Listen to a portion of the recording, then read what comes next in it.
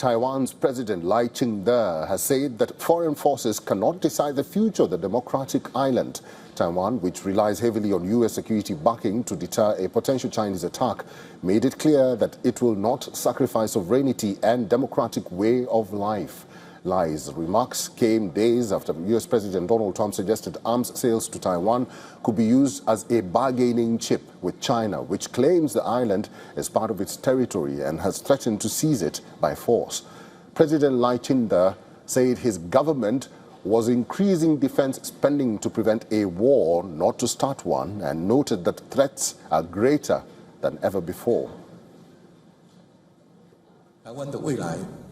The future of Taiwan cannot be decided by external forces, nor can it be hijacked by fear, division, or short-term interests. The future of Taiwan must be decided collectively by its 23 million people. I deeply understand that a democratic society will inevitably have differing opinions, and there will certainly be competition between the ruling and opposition parties. While political parties can compete, the nation cannot be divided. Positions may differ, but there can be no differences on safeguarding Taiwan. Trump's comments in an interview with Fox followed a state visit to Beijing last week, where Chinese President Xi Jinping pressed the U.S. leader not to support Taiwan. Since then, Lai's government has been on the offensive, insisting that U.S. policy on Taiwan has not changed and that Trump made no commitments to China on arms sales to the island. Taipei says China is the root cause of regional instability and U.S. arms sales are a legal commitment to the defense of the island democracy. Lai said his government was increasing defense spending to prevent a war and not to start one. He noted that the threats to the island are greater than ever before. And for more details, TVBS correspondent Dimitri Bruyas has sent us this report from Taipei.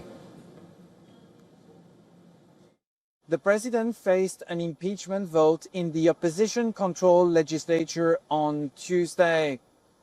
President Lai is framing this contradiction around Taiwan's presidential election history. It's been 30 years since voters first directly elected their president in 1996, defying Chinese missile threats. He's promising around $32 billion to help small businesses upgrade, plus around $160 monthly for every child under 18. The question now is whether economic wins can bridge Taiwan's political divide. Lai's administration has struggled to pass budgets and defense spending through a hostile legislature. To the contrary, the president plans to double down on self-reliance after legislators blocked part of his military budget, vowing to find workarounds through supplementary bills. Can prosperity paper over polarization, or is Taiwan's democracy strong enough to thrive despite it? That's the question the president will have to answer in the second half of his term in office. This is Dimitri Bruyas in Taipei for TVBS World Taiwan.